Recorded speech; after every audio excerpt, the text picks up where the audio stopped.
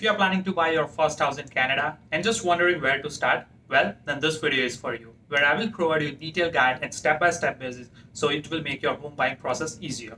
Hello everyone, my name is Parth. I'm a local real estate agent based in Waterloo region, and if you like to more content about Canadian real estate, then please subscribe to my channel. For the purpose of this video, I have made a step-by-step guide which is divided into 3 stages. Once you watch this video, you will be very much confident in your home buying process. So step 1, that is a pre-buying preparation, which will include down payment, pre-approval, and make a list. Let's check out the very first one, down payment. The minimum down payment in Canada is 5%, that is up to $500,000 house. If you are going above that, then the difference would be the 10% of your down payment. Here is an example. For a $500,000 house, you will require a down payment of $25,000.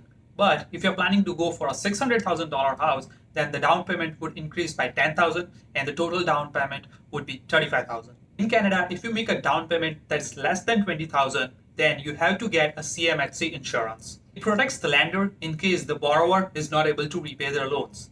I have attached a link in the description for CHMC, so you can check it out, put down your number and see how much that charge would be. The second one, that is pre-approval. This is something very important because this will help you to determine that how much the lender will lend you the money. This can be done with any financial institution in Canada, or it could be done with a mortgage agent as well. Major difference between financial institution and the mortgage broker is that in financial institution, that is banks, they will provide you their services and their mortgage interest rate only.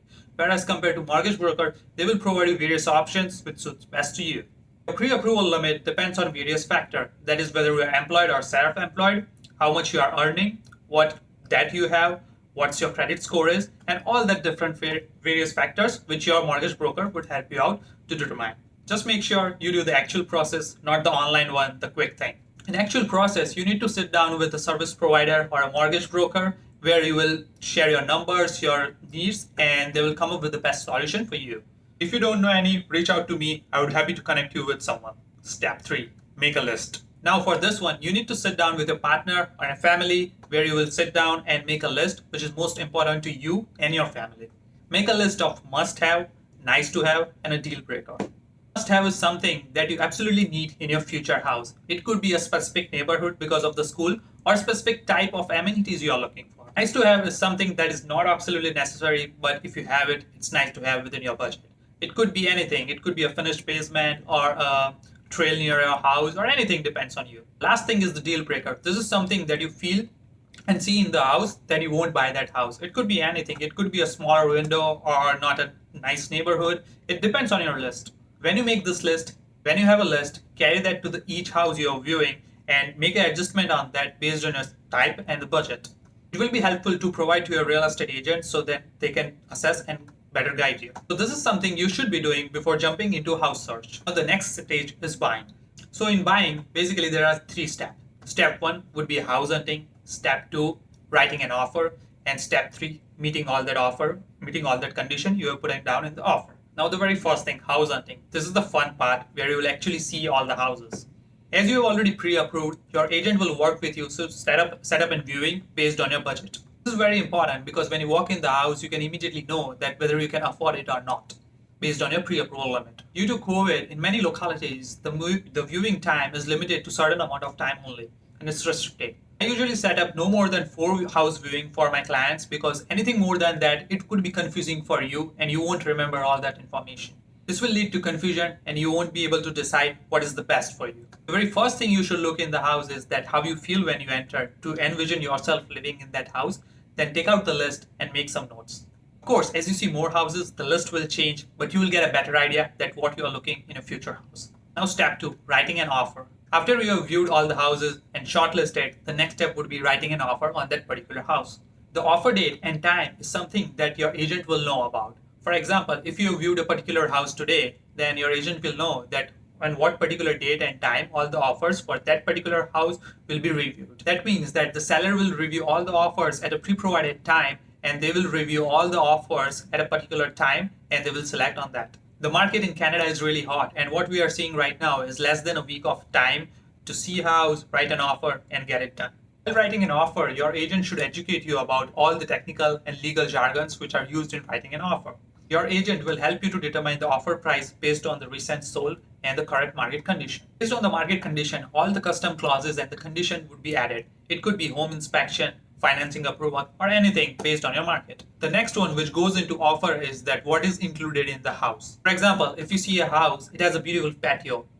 The agent will know that whether it's included in the price or not. Typically, anything that is attached or screwed down to the wall or floor in the house will be included in the offer price, but check that before to putting down the offer. In this case, the example would be the built-in bookshelf or window AC. Technically, anything that is attached to the floor or wall of the house, it would be included in the offer price, but check with your agent as well. Now, step 3, meeting all the conditions. Now, this is a step in which all the conditions you have mentioned in the offer need to be met and verified. In this one, you will need a help from a third party that would be outside supplier.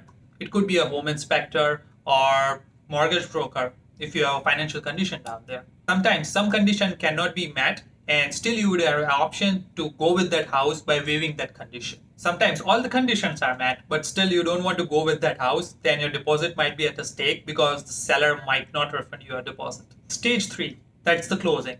It will include the closing cost and the possession date. The very first one, closing cost. Apart from the house price, you also have to pay the legal fees and the closing cost. Legal fees in Ontario could be anywhere from between $500 to $1,500, but check with your agent, they would be able to provide you a better guidance. The next one would be the land transfer tax. This is based on the city. For example, in Kitchener, it would be much more lower compared to Toronto. By being a first-time home buyer, you will get a $4,000 rebate from government if your house is more than $368,000. The next one would be the title insurance, which is ranging from $100 to $300. But again, check with your real estate agent. They will be able to guide you better and refer to someone else.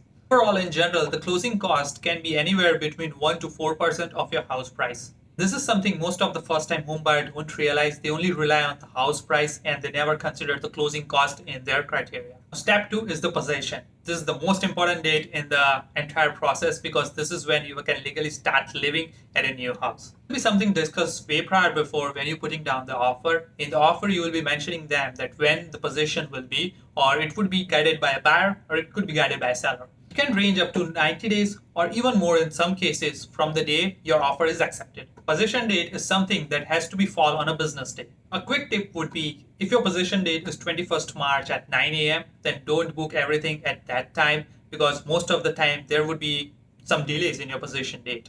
You get your house, the first thing before moving in that house and putting all your stuff, it would be to do a quick walkthrough and check all the things are included as mentioned in the offer. We'll be doing a pre-possession walkthrough, but still anything could be happen on last day. So just make sure to do that before putting all your things into the house. So those are the 3 stages in the house buying process. It is not complicated if you have right support. I'm sure you might be having some questions after this. So write down in the comment below and I would be happy to answer that. I will be doing a whole series of first time home buyer in Canada. So subscribe to my channel so you don't miss any content on that. Have a great day.